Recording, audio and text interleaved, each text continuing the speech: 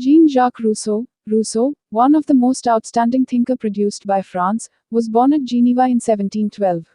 He led a life of poverty and deprivation and could not receive proper education. His political philosophy is contained in the Discourse on the Origin and Foundation of Inequality, Social Contract or the Principles of Political Right, La Nouvelle Heloise, the Emile, the Confessions, Dialogues and Reveries. The political thought of Rousseau was greatly influenced by contemporary environments as well as several philosophers who preceded him. The prominent among these were Plato, Locke, Montesquieu, Hobbes etc. According to Rousseau, man is basically good but his wrong social actions make him wicked.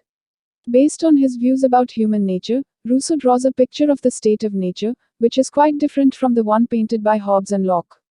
According to Rousseau, in the state of nature all men were equal and lived a peaceful life. There was no law, no morality. Man was leading a solitary, happy, free and independent life. However, the social instinct of man ultimately compelled him to give up solitary life and take to group life. Gradually the social institutions also developed. The one institution which exercised profound influence on man was property.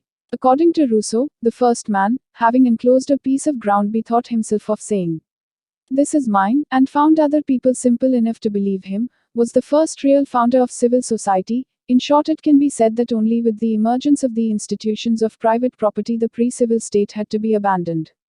According to Rousseau, people entered into a social contract to get out of the wretched and unbearable conditions of post-property stage of the state of nature. The contract envisaged by Rousseau merged the individual completely in the state and created a political society which is based on the consent of all the members. The theory of general will is another outstanding feature of the political thought of Rousseau. The main problem which confronted man of Rousseau in the state of nature was to find a form of association which would defend and protect with the whole common force the person and goods of each associate, and in which each, while uniting with all, may still obey himself alone, and remain as free as before. For the creation of this association each person put his person and all his power in common under the supreme direction of the general will, and received in corporate capacity as an indivisible part of the whole. As a result of this act to form association, a moral, collective entity having its own identity, life and will is created. Rousseau describes this as general will. The main attributes of general will of Rousseau were: it is indivisible, it cannot be represented by anybody else, it is supreme, it is a single unity and cannot be alienated, it is unrepresentable, it is always correct. Though Rousseau's theory of general will suffers from several shortcomings, yet it has been regarded as his most profound contribution to political theory. As noted above, Rousseau vested sovereignty in the community as a whole through the medium of the general will. As the general will operates for the general welfare, the people are morally committed to carry out its verdict. On legal grounds also people are expected to render full obedience to the general will because at the time of the contract they surrendered all their rights to the general will. In short, the sovereign of Rousseau is vested with absolute powers and its authority cannot be challenged. Rousseau believed in the supremacy of the state over the individual and does not permit the individual to defy the authority of the state. Rousseau's political philosophy suffers from serious inconsistencies and shortcomings. Though he makes a strong plea of democracy and maximum rights for the people, but actually he creates an absolute sovereign with dictatorial power. Rousseau's political thought also lacks proper logical development.